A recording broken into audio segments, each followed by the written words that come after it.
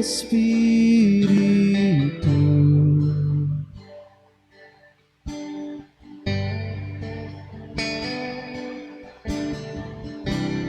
Venha aquecer os corações.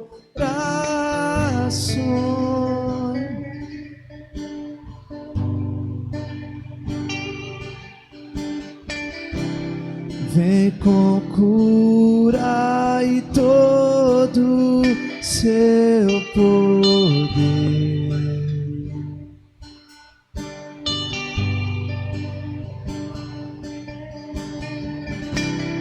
Vem manifestar os teus sinais.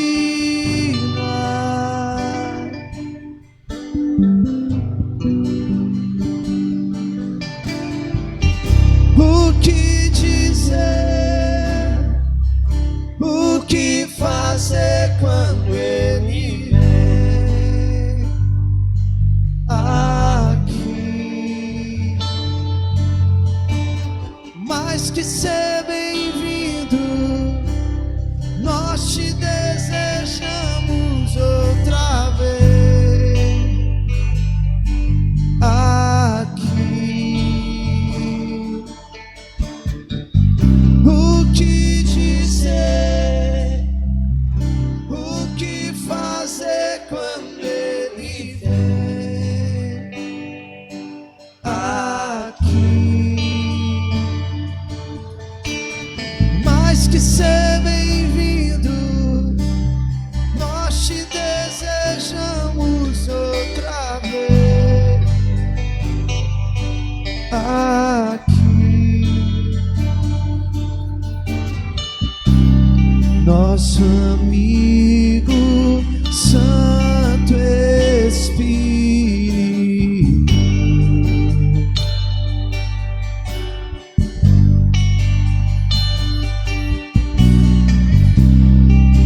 esperamos pelo seu soprar.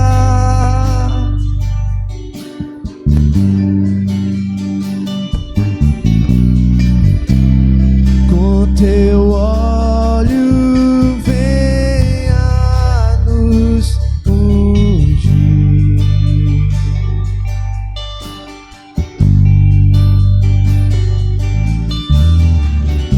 E com teu fogo vem nos batizar.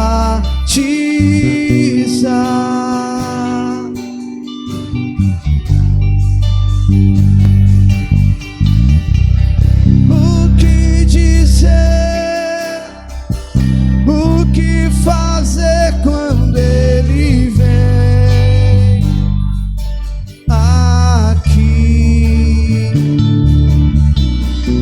Mais que ser bem-vindo, nós te desejamos outra vez aqui. O que dizer, o que fazer quando Ele vem aqui? Mais que ser bem-vindo, nós te desejamos outra vez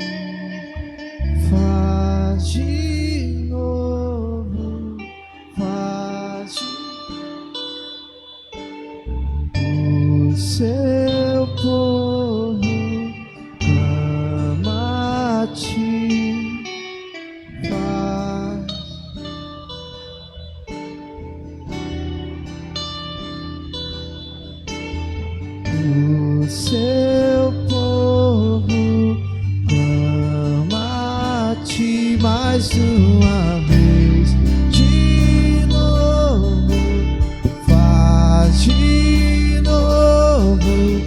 O seu povo clama-te mais uma vez, de novo, faz de novo. O seu povo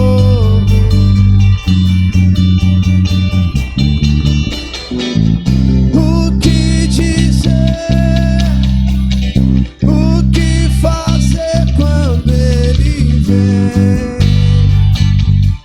aqui. Mais que ser bem-vindo, nós te desejamos outra vez.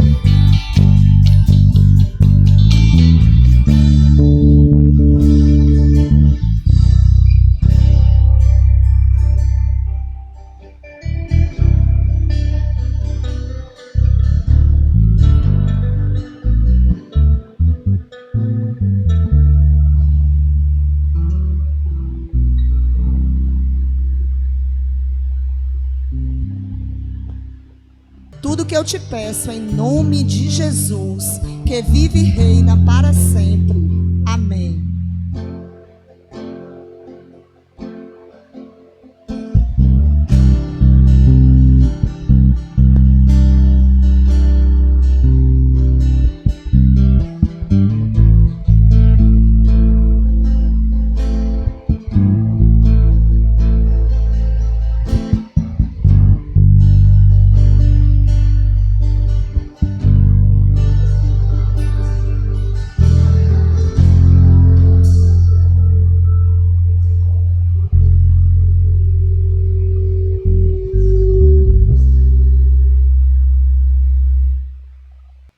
Vamos orar, irmãos. Curve a sua cabeça.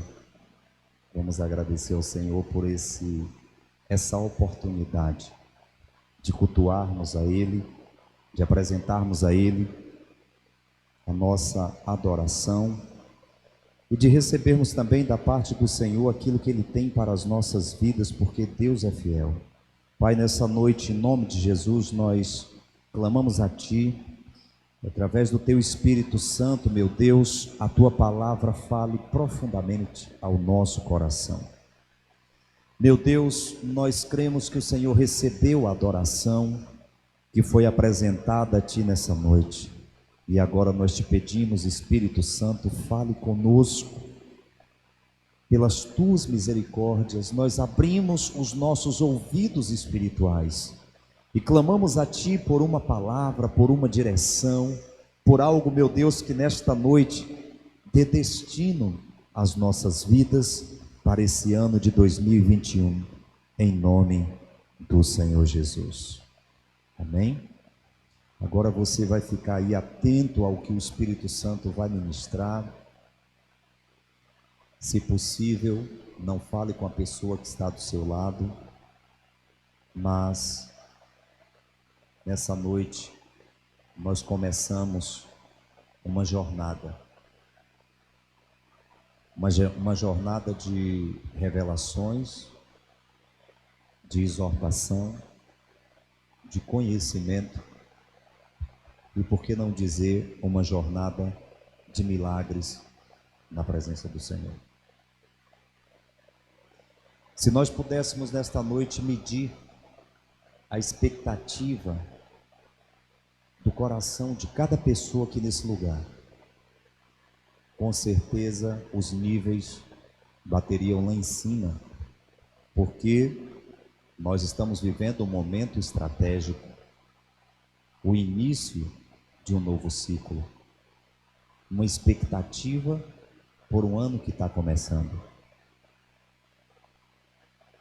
Eu confesso aos irmãos que, voltando ao início do ano passado, todos os anos nós vivemos uma experiência profunda com os temas que o Senhor traz à igreja para viver durante o ano. E eu já falei isso aqui. No início do ano passado, quando nós decretamos, voz que clama no deserto, preparai o caminho do Senhor. Bonito, né? Tema bonito, irmãos. Coisa linda. João Batista, aquele grande profeta da transição do Velho para o Novo Testamento, uma das últimas vozes proféticas da lei, anunciando a graça através de Cristo Jesus. Tema bonito. E aí nós geramos uma expectativa. Deus, esse ano vai ser sobrenatural. Nós falaremos a multidões. João falou a multidões que saía da cidade e ia ao deserto.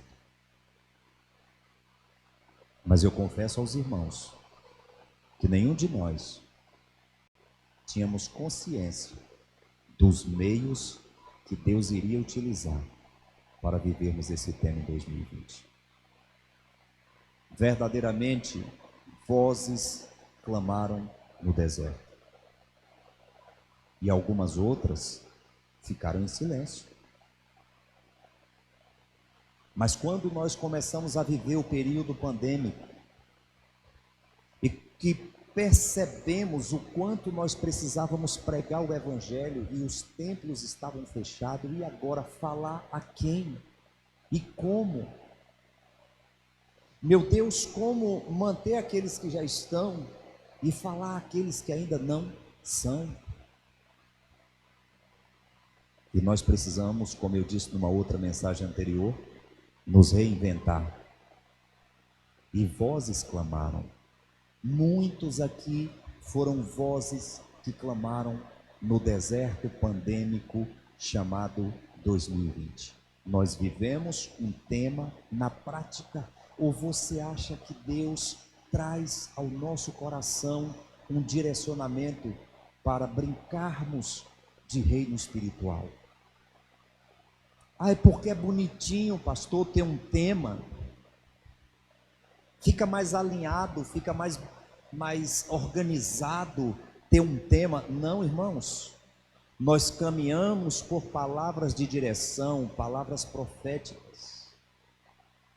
E nós terminamos 2020 na certeza de que aqueles que compreenderam a missão do tema de 2020 clamou no deserto do distanciamento social, clamou no deserto de corações desesperados por estarem vivendo uma realidade pandêmica, clamou no deserto dos templos fechados, clamou no deserto através dos mecanismos de redes sociais e de muitos outros meios, mas literalmente nós clamamos no deserto. O que me chama a atenção é que no início de 2020 nós pensávamos, e o Espírito Santo ele sempre nos traz para a realidade, mas o que nós pensávamos no início de 2020? Se a voz que clama no deserto prepara o caminho do Senhor, significa que será um ano de uma intensa evangelização e, consequentemente, de uma colheita muito grande. Muitas vidas se renderão ao Senhor. Foi um ano de intensa evangelização e de pouca colheita. Mas pastor, eu estou frustrado com essa situação. Não se frustre.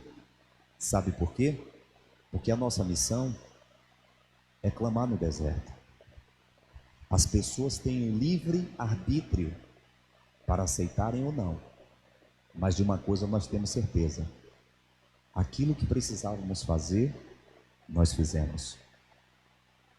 A Bíblia diz que quem convence o homem do pecado, do juízo e da justiça é o Espírito Santo. Não compete a mim, não compete a você.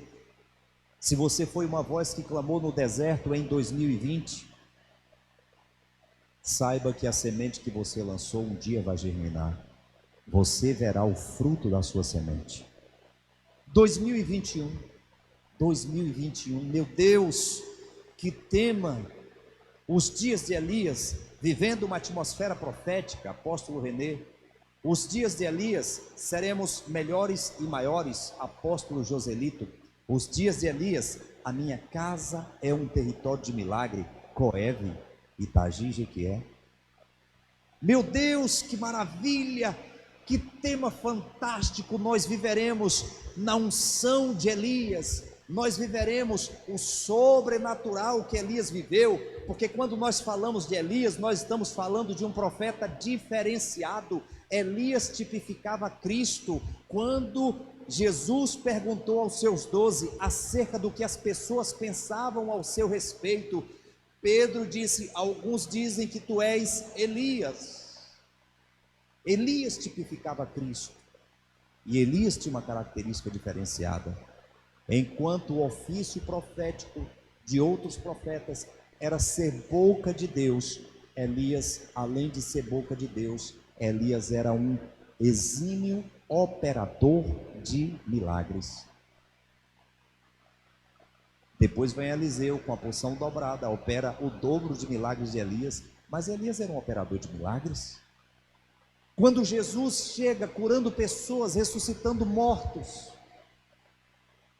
os judeus começaram a olhar para Jesus e disse: é a encarnação de Elias, ele é Elias.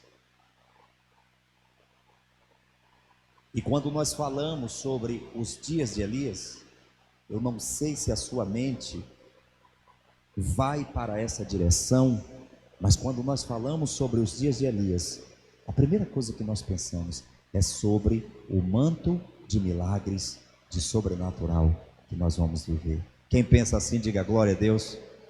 Viveremos, irmãos, viveremos sim, mas deixa eu te falar uma coisa. Antes de vivermos o sobrenatural da unção de Elias, nós precisamos encarar a realidade dos dias de Elias. Nós estamos vivendo um tempo comparado aos dias de Elias, e um profeta é levantado para tempos específicos. Elias foi levantado para um tempo que só a unção de Elias poderia combater o que estava instituído.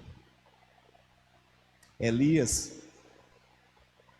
foi um dos profetas mais evidentes por conta da sua operação de milagres. Alguns chegam a dizer que Elias foi um dos profetas mais importantes, não apenas porque ele operava milagres, mas quando nós vamos falar dos dias de Elias, nós precisamos nos lembrar que Elias foi eleito por Deus como um campeão. Sabe por quê? Porque Elias bateu de frente com o sistema. Elias bateu de frente com a idolatria, com os deuses falsos. Elias foi uma voz que não concordou, que não se alinhou com aquilo que estava instituído pelo governo. Mas Elias confrontou o governo, Elias confrontou a idolatria. Quando nós falamos sobre Baal, nós pensamos em um Deus, mas Baal era uma classificação para deuses.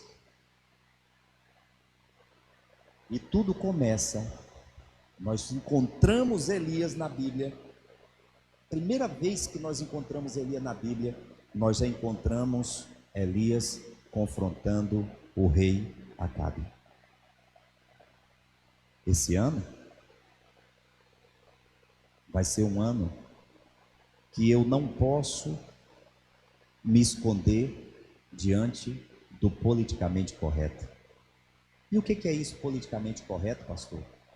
Vou te explicar. Esta expressão tem dado conotação àquilo que é chamado de conformismo. Eu prego uma mensagem bonitinha, eu prego uma mensagem que agrada a gregos e troianos, e fica tudo bem. Nós vamos caminhando como igreja. Igreja passa a ser uma instituição, nunca foi, mas algumas pessoas a vê assim, que oferece ao público aquilo que ele quer ouvir. Isso é o politicamente correto. Mas quando nós entramos no profético, debaixo da unção de Elias, vivendo os dias de Elias, eu quero te informar que confrontos virão por aí. Sabe por quê? Porque o ímpio, porque o corrupto, porque o incrédulo, porque o endemoniado, ele odeia o profeta que fala a verdade e que vive a verdade. O ímpio, o endemoniado, ele procura nas ações do profeta alguma coisa para condená-lo, mas ele não consegue, porque as ações do profeta são pautadas na palavra de Deus. E ele surta por causa disso. Elias era assim. Nós não podemos viver a unção de Elias sem levarmos em consideração a realidade dos dias de Elias. Elias começa confrontando Acabe. Qual era a questão? No contexto dos dias de Elias, Malcarte e Astarte, dois deuses que eram conhecidos como Azerá, deuses de Jezabel. Acabe, um judeu, se casa com esta princesa chamada Jezabel, uma fenícia. E agora Jezabel leva para dentro do reinado de Acabe deuses estranhos.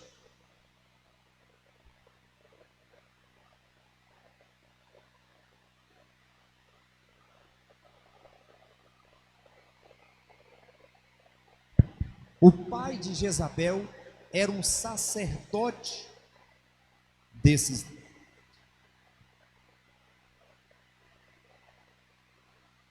E Acabe, como rei, ele começa a viver as influências espirituais dos deuses de Jezabel. Diga comigo, influência. Diga, nos dias de Elias, precisamos estar atento às influências. Porque as influências, elas são faceiras. Tudo vem de forma disfarçada. E Jezabel adorava Malcarte, Jezabel adorava Astarte. E na adoração de Jezabel, ela influenciava o seu esposo. E como rei, ele tinha uma influência sobre o povo. E a ideia é que Astarte era a deusa da fertilidade. Malcarte era o deus da chuva, da tempestade. Então a adoração a Astarte e Malcarte, segundo Jezabel, que ela influenciava o seu esposo, e Acabe influenciava a sua geração, a ideia que se passava era que a unidade e a adoração àqueles dois deuses criava um clima propício para toda a prosperidade vivida em Israel.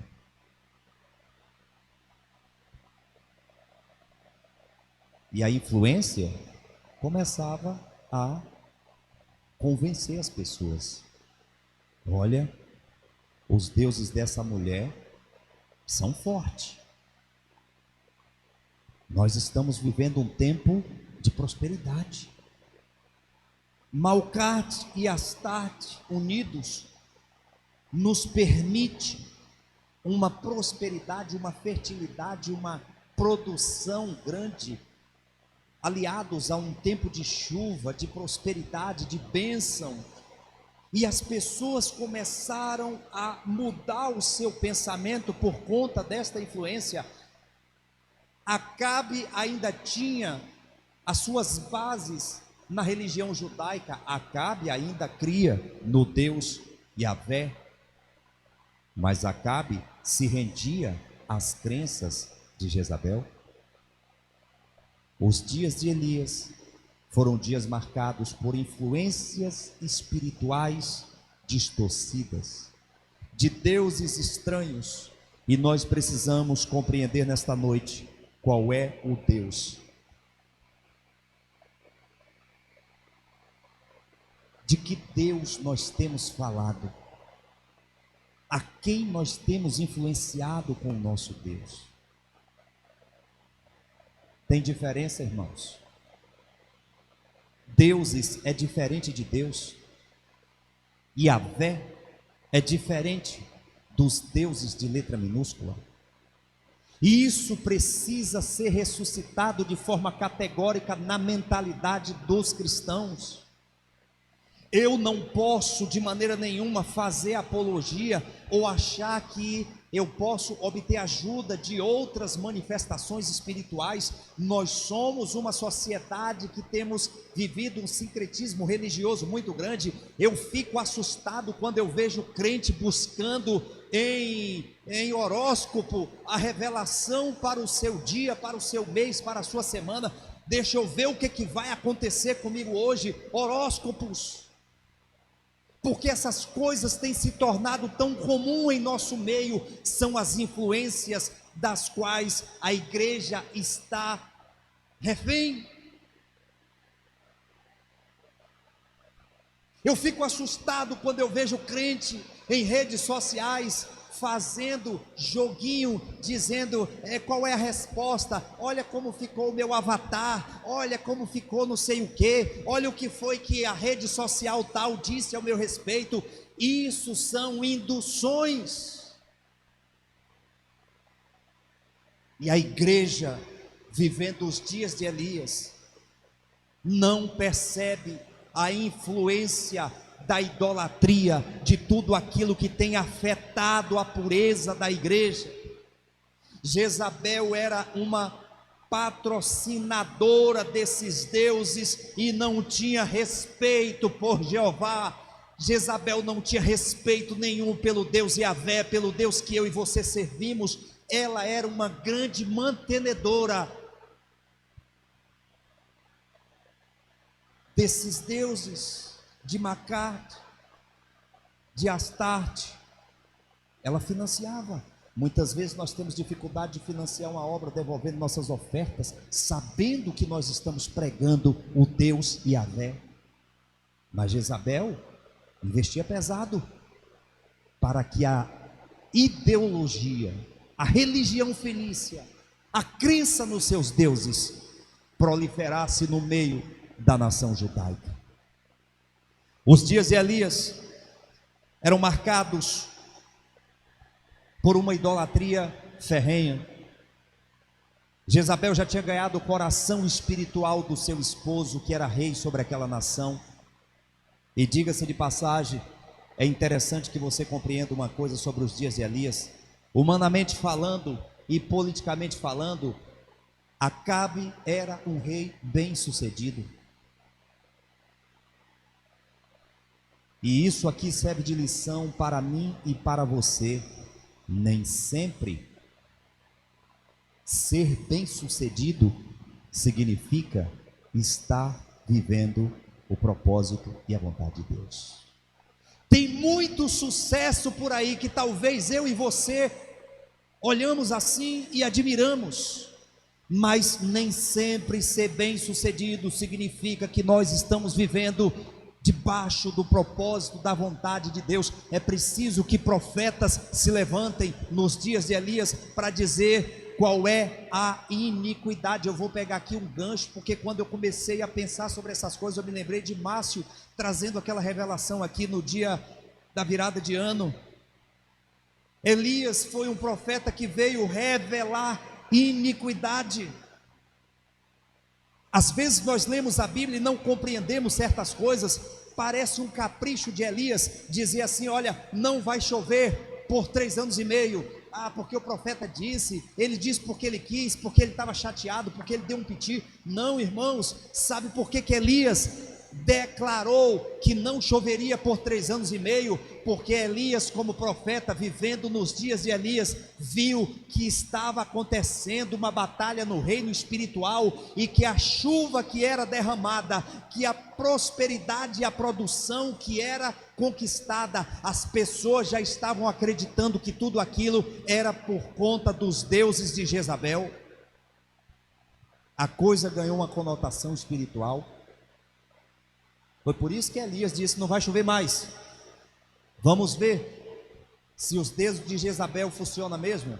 A partir de hoje não chove mais, porque quem manda no templo é o Deus Yahvé. E a Bíblia diz que não choveu. Jezabel, na sua religiosidade e no seu domínio, começou a ser desmascarada. Deixa eu te dizer uma coisa: os dias de Elias são dias que nós seremos desafiados a desmascarar os falsos deuses. Mas eu quero viver o milagre, eu quero viver a unção de Elias. Viva a unção de Elias para desmascarar os falsos deuses, para confrontar governos nos seus erros, na sua perdição espiritual.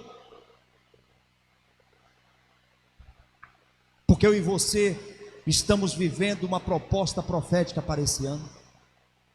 Se eu e você não nos colocarmos como profetas em 2021, diante do que nós vimos acontecer na Argentina esse final de semana, uma multidão de feministas dançando e cantando e adorando ao Deus das moscas, ao Deus Baal, dizendo: agora nós podemos matar as nossas crianças nos nossos ventres, porque o aborto foi aprovado na Argentina. Irmãos, isso é uma posição espiritual.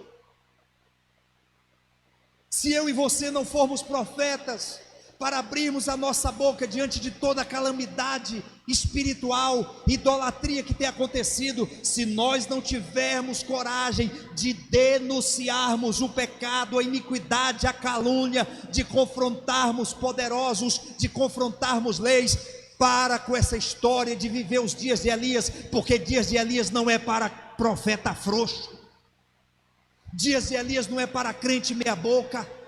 Dias de Elias é para crente que sabe que a profecia que ele libera vai trazer reflexo sobre a vida dele também. Você está pensando que Deus nos chamou para tempos fáceis? Não. Aleluia, a unção, enxergue a unção. Mas a unção é uma chave de autoridade que Deus coloca na minha vida e na sua vida, para fazermos e cumprirmos a missão e o propósito que Ele estabeleceu. Deus tinha um propósito para Elias: denunciar a iniquidade, a idolatria. Elias precisava se posicionar, e ele se posicionou espiritualmente. Ou você acha que não choveu porque Deus gostava de Elias? Deus diz: eu velo pelo meu nome. O que estava em jogo ali era o nome de Deus, porque o povo já estava crendo que eram os deuses de Jezabel que fazia chover e a prosperidade chegar. Deus usa a boca de Elias e diz assim: eu vou fazer uma grande coisa, diga para o povo que não vai chover mais, até sua segunda ordem, porque eu te dei autoridade. É você quem vai dizer o que vai acontecer. Deus te deu autoridade. Eu quero te dizer que debaixo de uma unção profética, é você que abre a boca e determina as coisas no mundo do espírito, e elas acontecem no mundo físico. Você e eu somos profetas. Nós estamos vivendo os dias de Elias. Os dias de Elias são tempos difíceis, mas Deus nos deu ousadia. Se você é profeta, abra a sua boca e diga alguma coisa para Deus nesta noite, para o Deus Yahvé, que é Deus acima de todos os deuses.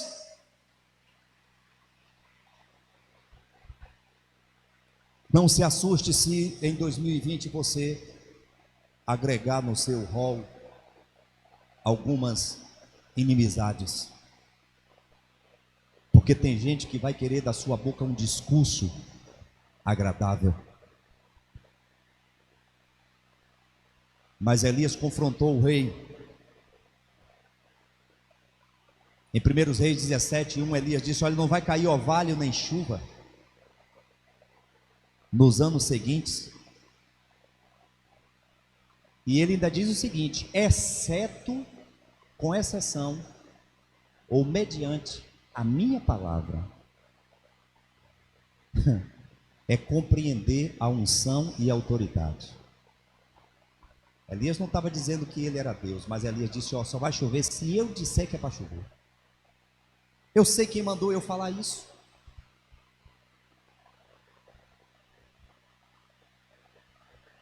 Quando você começa a viver os dias de Elias e a unção de Elias,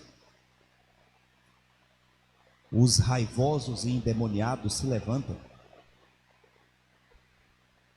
Muitas vezes Deus tem que te tirar da geografia, da ira, da perseguição, para você não ser afetado. Deus pede a Elias para fugir da ira de Acabe, de Jezabel, e se esconder no ribeiro de Querite. E tem uma revelação nisso aqui, irmãos, muito forte. Daqui a pouco a gente vai ver isso. Mas deixa eu te dizer uma coisa. Às vezes, nós queremos ser profetas politicamente corretos, ou só profetas de boa notícia, sabe por quê? Porque isso não custa a nossa pele.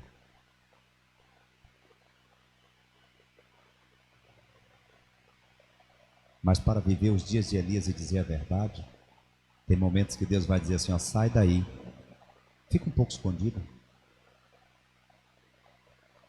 Porque o profeta, ele está sujeito, ele também está sujeito ao que ele profetizou. Você acha que o profeta está livre da profecia? Tem umas coisas que vão se encaixando que a gente diz: meu Deus do céu. Irmãos, olha que loucura. Elias diz assim: não vai chover. Começa a acontecer o quê? Seca, baixa de produção e fome. Só aí Elias deixou Jezabel surtada, porque os deuses dela se tornaram impotentes diante do Deus de Elias. A fome começou a abater aquela região. Jezabel ficou irada, Acabe ficou irado. Deus disse assim: sai daí, vai lá para o ribeiro de Querite, que eu vou te sustentar. Talvez você não entenda isso. Deus vai te sustentar. Se você não tiver medo de viver os dias de Elias, Deus vai te sustentar. Deus vai nos sustentar em 2021. Ô pastor, mas eu estou temendo perder isso, perder aquilo. Ô pastor, porque eu vou perder tal coisa? Esqueça. Com Deus não se perde, com Deus nós temos livramentos. A Bíblia diz que Deus enviava corvos com carne e pão pela manhã, carne e pão à tarde, e Elias comia daquilo que os corvos levavam e bebia da água do ribeiro. Deus manda te dizer nesta noite que Ele vai te sustentar. O Senhor vai te sustentar nesse tempo de dificuldade. Cada vez mais eu passo a ter certeza daquele oásis que nós colocamos ali no tema, no meio do deserto. Ainda que tudo à sua volta seja um caos, você será um oásis no meio do deserto em 2021. Deus vai sustentar você, Deus vai sustentar a sua casa, Deus vai te fortalecer, Deus não vai deixar faltar o teu sustento espiritual, emocional, material, físico, familiar. Deus vai te sustentar. Se você crer, abra a sua boca e dê um glória a esse Deus que tudo pode. Aleluia. Deus nos sustenta nos dias de Elias. Não são nada fáceis os dias de Elias, mas Deus nos sustenta nos dias de Elias. Não temas, Deus nos sustenta nos dias de Elias. Às vezes a gente fica com medo do que vai acontecer. Mas eu entendo, irmãos, que antes de falarmos da unção e dos milagres de Elias, nós precisamos falar desses contextos. Márcio falou umas coisas, dia 31 de dezembro, a coisa vai se encaixando, talvez ele vá assistir isso depois. Por que aquela viúva chega e diz assim: você veio matar o meu filho? Você revelou a minha iniquidade. A viúva aborda Elias, a viúva que o sustentou, aborda com estas palavras. Por que isso? Nós lemos o texto e não fazemos conexões. Veja bem, no dia que aquela mulher estava apanhando lá 2 cavacos para assar o último pão, por que ela estava fazendo aquilo? Porque a seca e a fome se abateu em Israel. E quem foi que tinha declarado uma palavra profética para a fome e a seca se abater? Elias. Agora, se o profeta confrontador chegasse na sua casa, você ia dar pão para ele? Sai daqui. A miséria que nós estamos vivendo é por sua causa, sua boca é amaldiçoada. Ainda tem esse detalhe. Elias se torna vítima da sua profecia. Ele vai para o ribeiro de Querite, e lá Deus diz assim: ó, fica aí, você vai comendo e vai bebendo. Sabe o que foi que aconteceu com o ribeiro por causa da sua profecia? O ribeiro secou, porque ele profetizou que não choveria. Profeta que é profeta não tem medo de abrir a boca e falar o que Deus manda, mesmo sabendo que ele está inserido naquele contexto. Aí Deus vira para Elias assim: o ribeiro secou, agora você vai para a casa de uma viúva, chega lá, ela vai te sustentar, pode ir. Quando Elias chega lá, que aquela viúva olha para Elias, o que aquela viúva pensou? Não, o que ela, eu estou conjecturando, ela não fez isso, porque ela sabia que ali estava um homem de Deus. Mas imagine se aquela viúva olhasse para Elias e dissesse assim: está vindo o miserável, o amaldiçoado, a boca do terror. Foi por causa daquele homem ali, ó, que a gente está vivendo essa miséria hoje. Não tem mais comida, não tem mais colheita, não tem mais água. Elias ainda chega e diz assim: me dá água. A mulher vai buscar água. Agora traz um bocado de pão. Ela diz: oh, não tem, sinto muito, só tenho aqui um pouquinho de farinha, um pouquinho de azeite. Eu estou pegando aqui 2 cavacos para assar um pão. Elias disse: vai, mas antes traga um pouco de pão para mim, um pão. Quem fez o ato profético do pão pequeno? Levante sua mão aí. Eita glória, Deus vai te sustentar esse ano em nome de Jesus. Tome posse. E aí a gente começa a compreender algumas coisas, irmãos. Mais tarde, quando o filho daquela viúva morre, a primeira coisa que ela diz é o seguinte: você matou meu filho, você veio revelar minha iniquidade. Que iniquidade Elias estava revelando? A iniquidade da crença aos deuses falsos, porque aquele povo já estava acostumado, irmãos, a viver uma prosperidade vinda de outros deuses, de uma outra crença.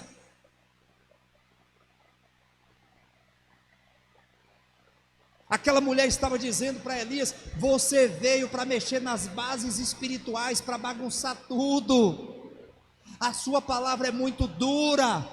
Você confrontou o rei Acabe, você destituiu os reis de Jezabel, você revelou a nossa iniquidade. Os nossos olhos se abriram e nós descobrimos que nós não estávamos adorando de todo o nosso coração ao Deus Yahvé. Você é um confrontador, você é quem revela as nossas iniquidades. E agora matou meu filho.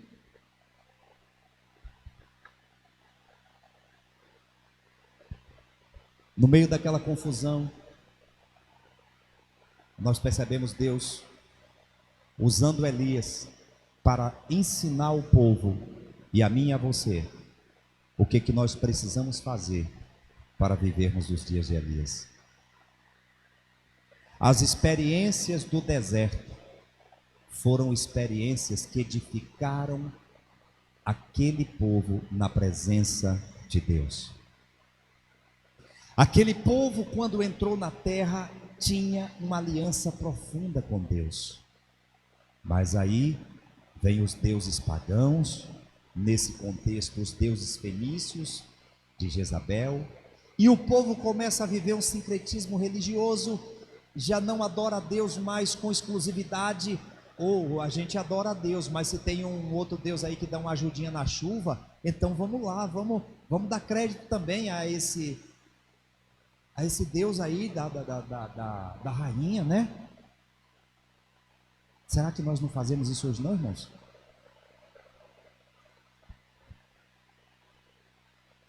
O ser humano, ele é tão focado nos fins, nos resultados, que poucas são as vezes que ele questiona os meios.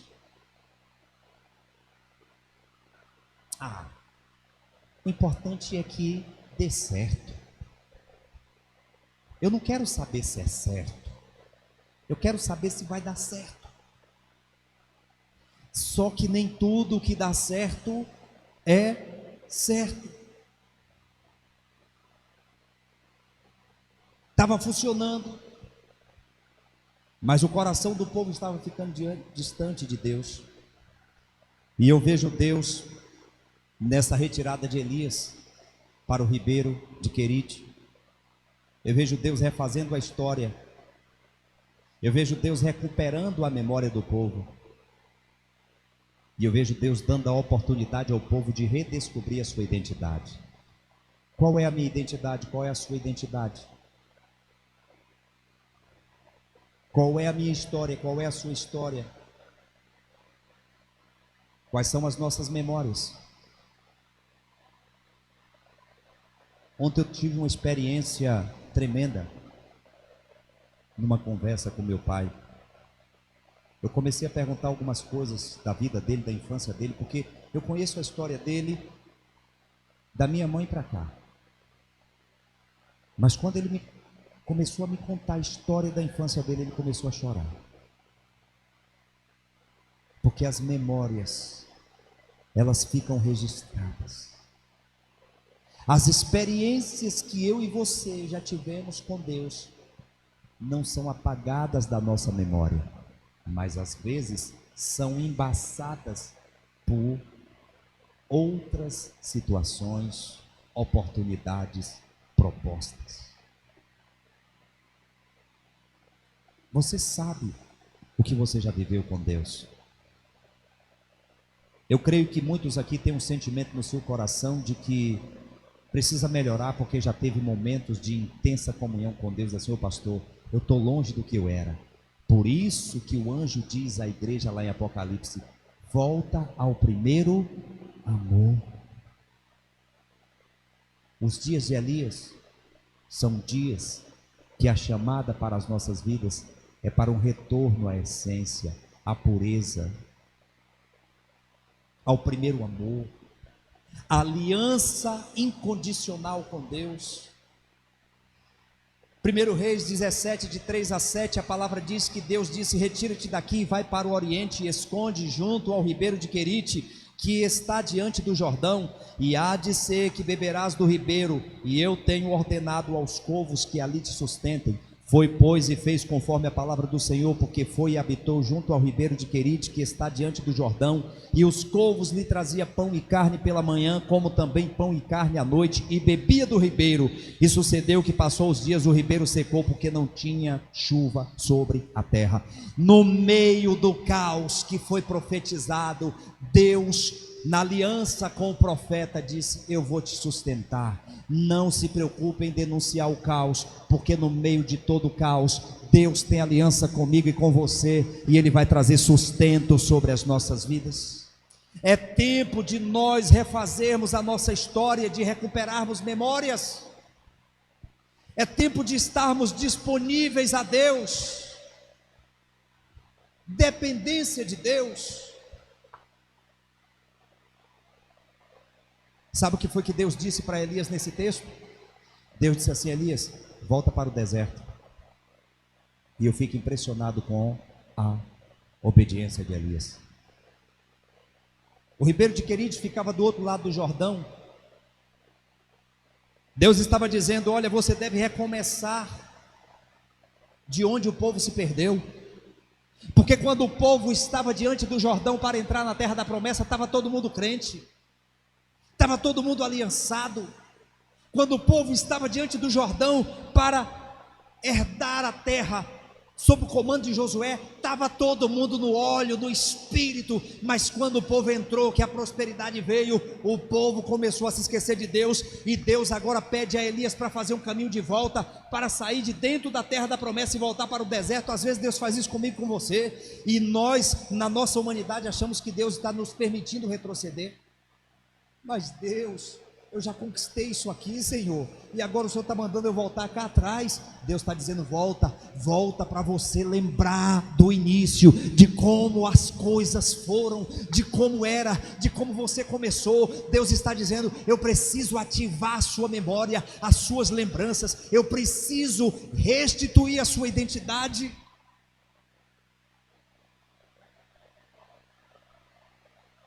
Nas entrelinhas, Deus estava dizendo para Elias: volta para o deserto, é preciso recomeçar tudo.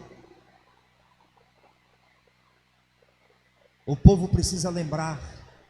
Muitas vezes Deus permite que voltemos para o deserto, irmãos, para lembrarmos da dependência que tínhamos de Deus.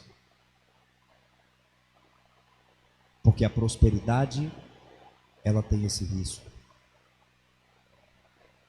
Deus disse: você volta para lá, para o deserto. E como foi no deserto durante 40 anos? Maná, codornizes. Vai ser com você pão e carne que os povos vão trazer. Dependência, diga comigo, dependência. Nos dias de Elias, nós precisamos entender a profundidade da dependência de Deus. Beba do ribeiro. O ribeiro simbolizava a rocha que fluía água para o povo beber no deserto, que tipificava Cristo. Deus estava dizendo: profeta, faça o caminho de volta para restaurar lembranças, história e identidade, porque o povo se perdeu nas suas lembranças, o povo se perdeu da sua história e o povo se perdeu na sua identidade. Elias estava saindo da terra prometida para ir ao deserto se esconder. Por ordem de Deus. Tem hora que Deus diz assim, e nós precisamos compreender esse negócio. Volta no deserto, volta no início de tudo, volta lá no tempo da simplicidade, volta quando você não tinha um carro, volta lá quando você não tinha um emprego, quando você pagava aluguel e não tinha uma casa para morar, volta lá quando você abria a sua despensa e não encontrava a quantidade de comida que você encontra hoje, volta lá quando você não tinha o meio de vida que você tem. Quem era você? Como você me adorava e como você é hoje? Volta lá. Aleluia.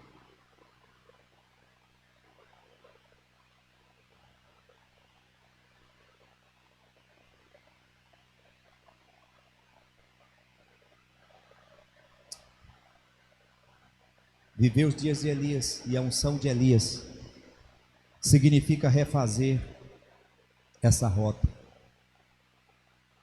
que nos permite um reencontro com a nossa essência, com a nossa identidade. E isso só foi possível por uma característica latente que nós vamos encontrar em Elias. A gente fala de Elias, lembra de unção. Não existe, irmãos, fluir de unção sem obediência. Não existe fluir de unção sem dependência. Não existe fluir de unção sem acatar a direção de Deus. Elias era um profeta andarilho, talvez um dos que mais andou. Deus chamava Elias, Elias obedecia e ia. Mas quando nós começamos a viver o conforto, nós já começamos a escolher o que nós vamos acatar ou não. Porque nós achamos que é muita coisa para a nossa cabeça, que é muita exigência.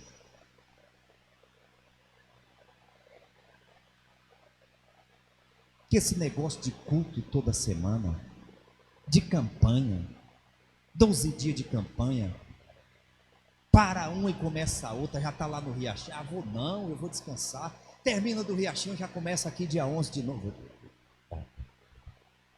Se você faltar nessa campanha, você não tem noção das chaves que você vai perder, que são chaves que vão te fazer dar um salto em 2021, de 11 a 17. Pastor, mas olha, hoje o mundo mudou, a realidade mudou, nós temos que viver de uma outra forma. Era assim que a geração dos dias de Elias pensava. E Deus traz Elias para confrontar aquela geração. E ele tinha que ser obediente. Deus manda ele ir para as torrentes de Querite. 1 Reis 17:3, ele vai. Depois Deus manda ele ir para Serapta, na Sidônia. Ele ia ser sustentado por uma viúva, ele vai. Depois ele manda Elias ir ao encontro do rei Acabe. 1 Reis 18:1, ele vai. Depois ele manda Elias correr na frente da carruagem de Acabe até Israel, ele vai. Depois Deus manda Elias para o Monte Horebe, ele vai. Deus manda Elias ungir Eliseu, ele unge. Deus manda Elias denunciar o rei. 1 Reis 21, 17, 19, ele denuncia. Deus manda Elias para Betel, ele vai. Para Jericó, ele vai. Depois manda para o Jordão, ele vai. Foi quando ele tocou com a capa, nós ministramos isso aqui. Profeta que quer viver a unção de Elias, para enfrentar os dias de Elias, tem que fazer o que Deus manda e tem que ir onde Deus manda. Eu sirvo a Deus como eu quero?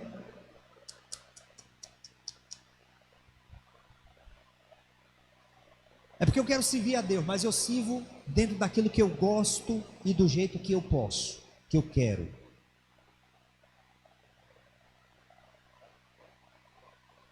A gente está brincando com realidades bíblicas? Brincando com Deus? Uma coisa que nós não podemos fazer esse ano, irmãos, é ficar aqui estufando o peito e dizendo: eu estou na unção de Elias. Mas quando vai para a vida, totalmente fora da realidade do Elias para os dias de Elias. Isso é hipocrisia, discordância entre discurso e prática. Elias chegou numa fase que ele já não se pertencia.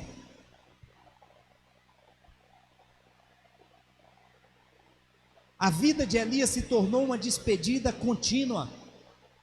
Elias estava num lugar, Deus mandava ir para outro, e para outro, e para outro, e para outro, e para outro. Era um peregrinar constante em busca do que Deus queria e não do que ele queria.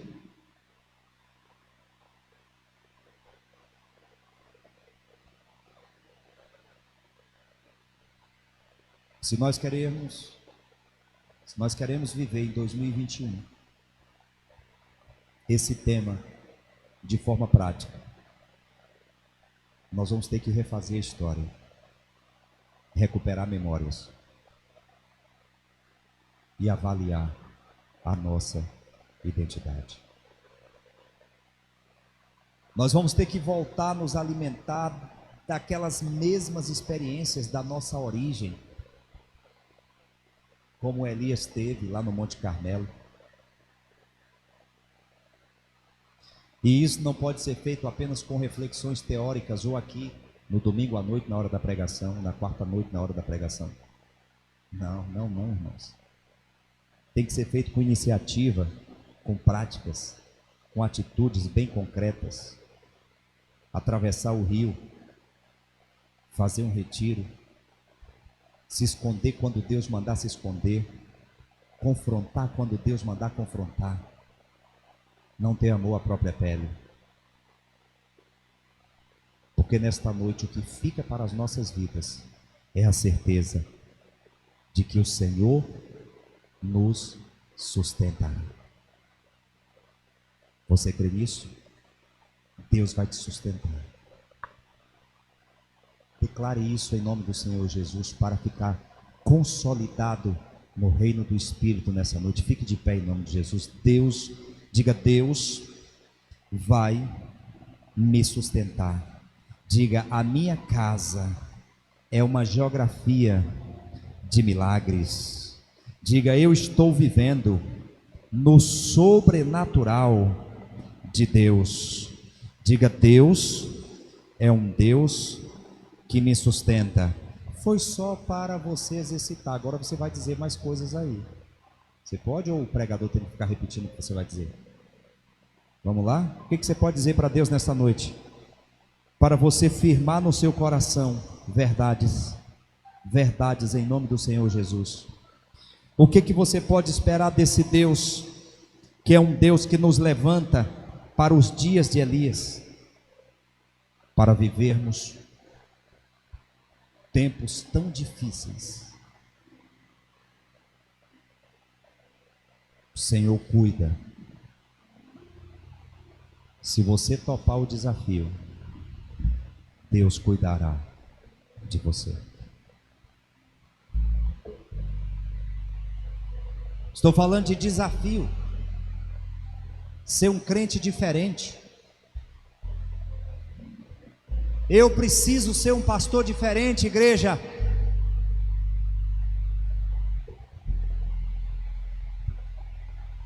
Se tem alguém aqui que acha que não precisa ser um crente diferente, misericórdia. Nós vamos viver a unção de Elias, embriagado pelo vinho dos dias de Elias. Os dias de Elias é o pretexto que Deus usa para nos confrontar e para arrancar a raiz da iniquidade que está no nosso meio. Essa palavra me marcou.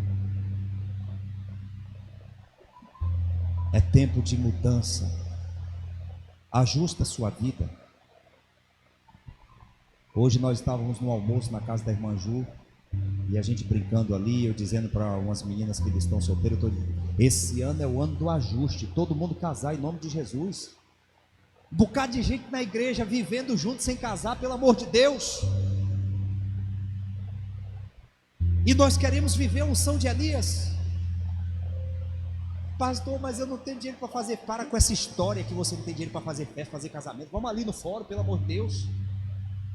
Assina esse papel. Ah, é porque eu estou achando que viver amasiado dá mais certo do que passar o papel. Isso é coisa do cão. Porque quem anda com Deus anda na legalidade. Ih, parece que a unção de Elias entrou em mim. Misericórdia, estou confrontando o povo. Deus é mais. Se nós precisamos e queremos viver o sobrenatural de Deus, Deus está dizendo: coloca a tua casa em ordem, tua vida em ordem. Não tem como Deus estabelecer o novo se nós não ajustarmos aquilo que compete a nós. Por isso que aquela mulher disse: você veio para revelar a nossa iniquidade. Aquela mulher estava dizendo: olha, você é como se você tivesse tirado a nossa roupa, nos deixou nu, envergonhados diante do nosso Deus, porque nós paramos e descobrimos que a gente não era tão crente assim, que a gente não era mais tão fiel assim, tão devoto assim, tão aliançado assim. Meu Deus,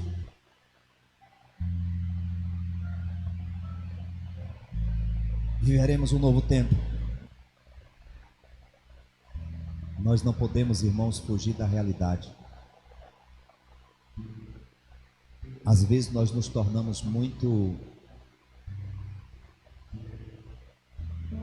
A palavra certa não é religiosos, mas místicos. Virou o ano, acabou seus problemas. Não. A virada de ano nos permite uma unção nova para um novo tempo. Mas os desafios, eles continuam. Viramos uma página de postura espiritual, viramos uma página de uma unção que foi para 2020, recebemos uma unção para 2021, mas nós temos declarado o tempo todo que o crescimento está no meio dos desafios e não na zona de conforto. É tempo da igreja denunciar a iniquidade e vivermos os dias de Elias, porque Jesus está voltando.